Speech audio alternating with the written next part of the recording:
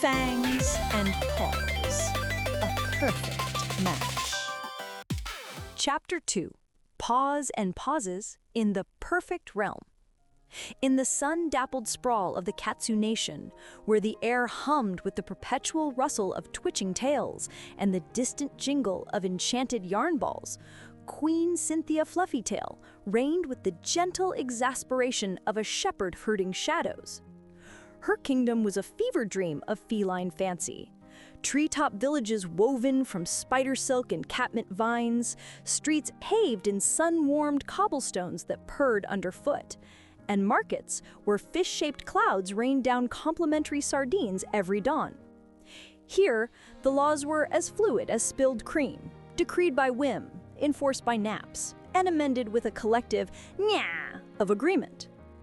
It was a world where gravity bent to the arc of a playful pounce, and the only true sin was knocking over a vase without batting an eyelash. Cynthia glided down the main thoroughfare of Whisker Way, her orange mane a cascade of autumn fire that bobbed with each sway of her hips.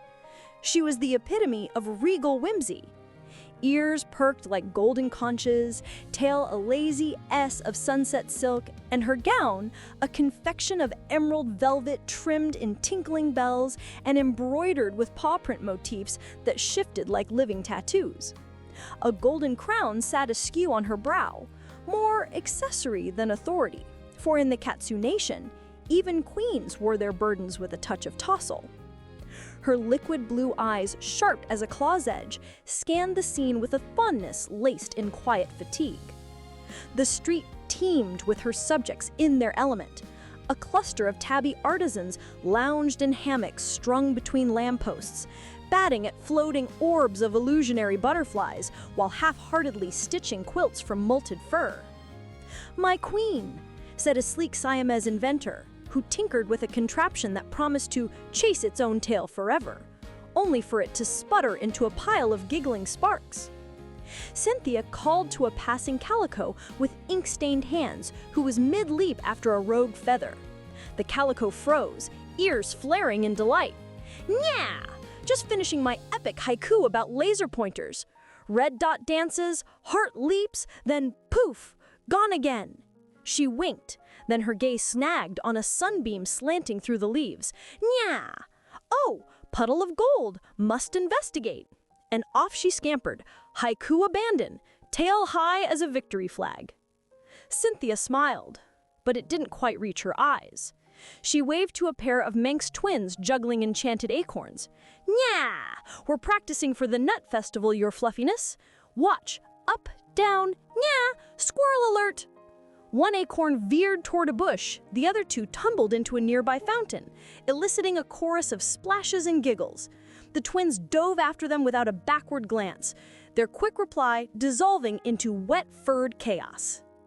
Further along, a tortoiseshell baker hawked perfect pies from a cart that meandered on its own whims, only to pause for a communal grooming session mid-sale.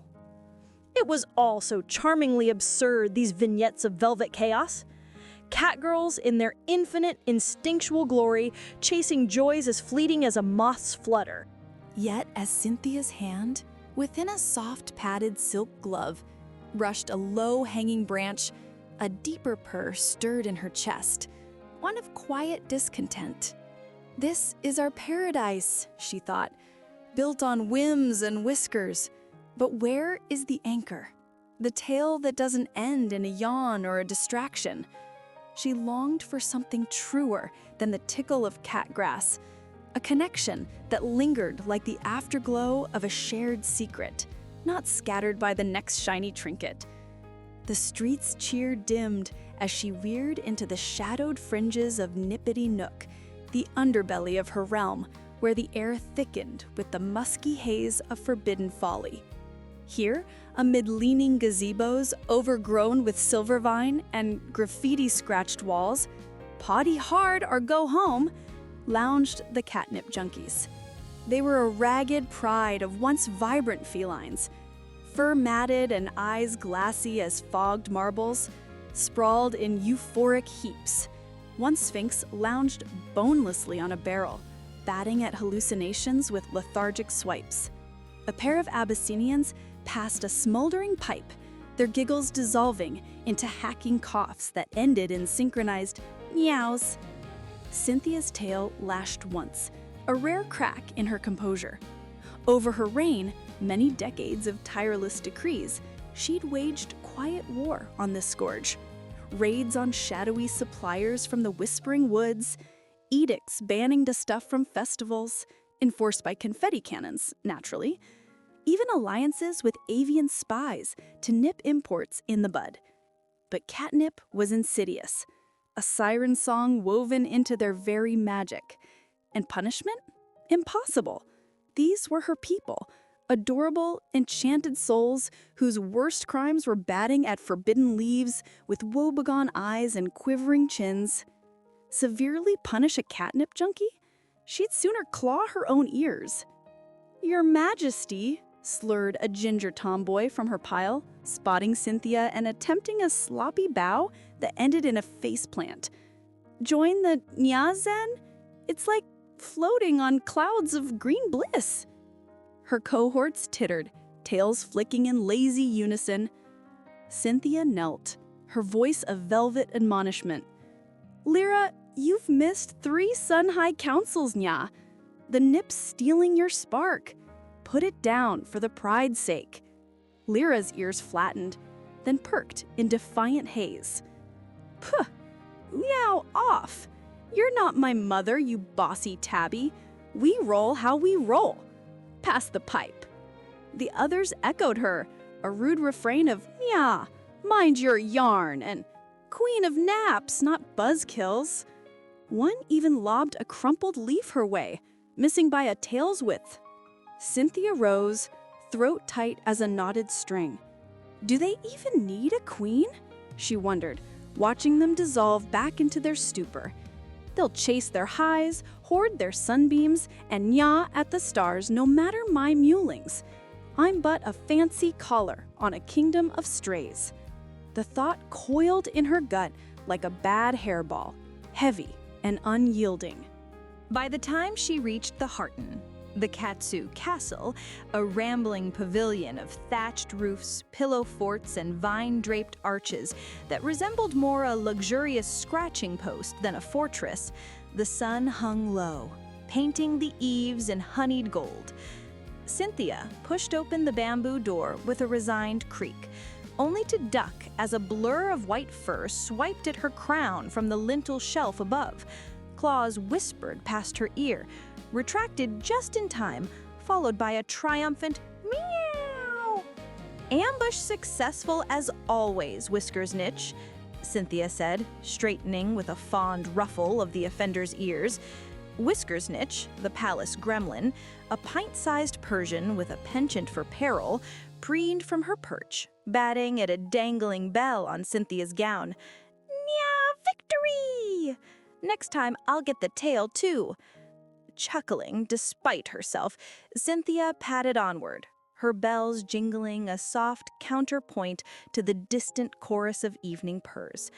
The throne room was a cavern of comfort, walls lined with hammocks that swayed like pendulums, floors carpeted in layers of shed fur that muffled all but the softest sighs. And at its heart, the dais, a low platform piled with silken throws, atop which gleamed the throne itself, a golden cushion, vast as a cloud and embroidered with threads that shimmered like captured sunspots, beckoned with eternal allure.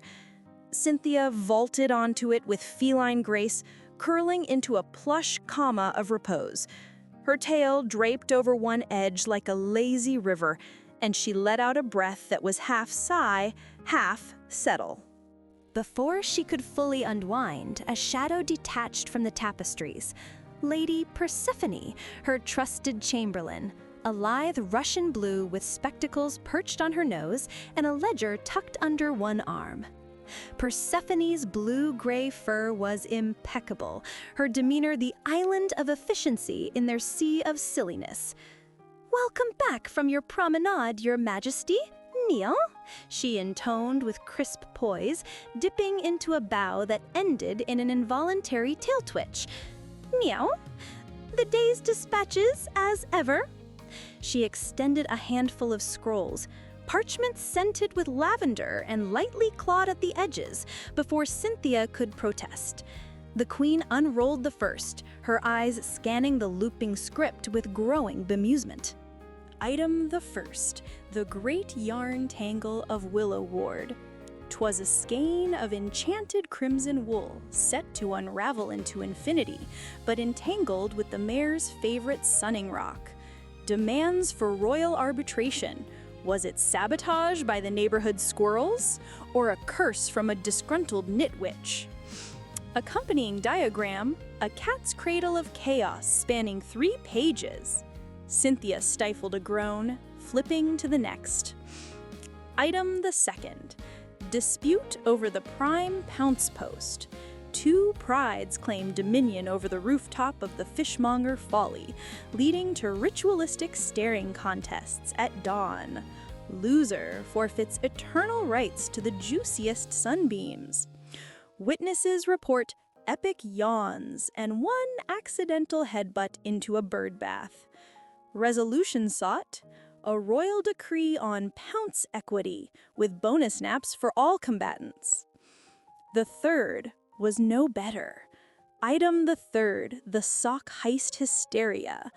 A phantom thief has been pilfering left-footed socks from the laundry labyrinth, leaving only the rights behind. Suspects? Ghostly gophers, vengeful washing sprites, or, that one Abyssinian who collects them for art installations. Enclosures, 3 mismatched pairs, 1 with suspicious claw marks. Cynthia let the scrolls cascade into her lap like defeated foes, rubbing her temples that suddenly felt too weary for whimsy. "Yeah, Persephone," she murmured, more reflex than relish. "Another day, another deluge of delights only we could conjure."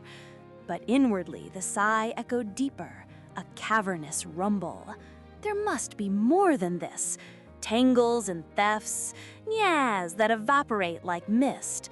Something with teeth, with fire, with a story that claws at the soul.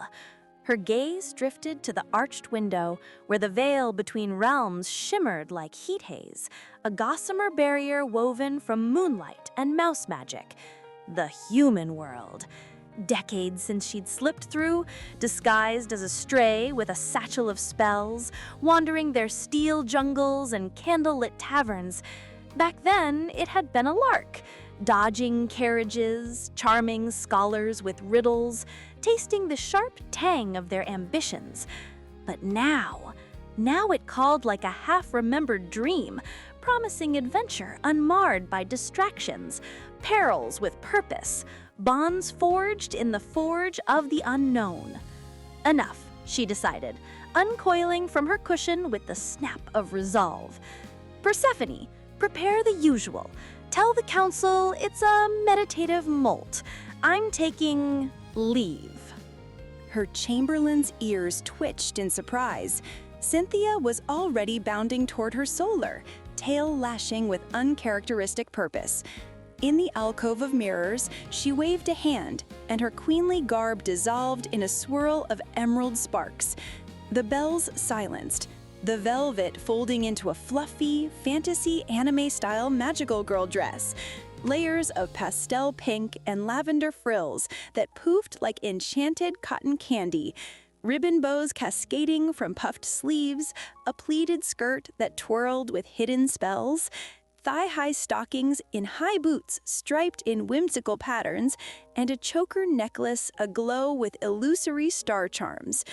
A satchel materialized at her hip, stocked with charms, a whisker compass, a vial of dream dust, and a single, illicit catnip leaf for emergencies, strictly hers, along with a velvet pouch heavy with gleaming gold coins for whatever mortal transactions might arise. At the Hearten's nexus, a circle of quartz etched with runes glowed under her incantation. By paw and purr, by moon and murk, part the veil and let me lurk. The air hummed, The barrier rippled like water struck by a stone. Cynthia stepped forward, heart thumping, a wild tattoo. Adventure awaits, she thought, a thrill chasing the chill of the unknown. Something deeper, someone true. And with a final nya, soft, secret, and singular, she vanished into the human haze, leaving the Katsu Nation to its silly sovereign sprawl.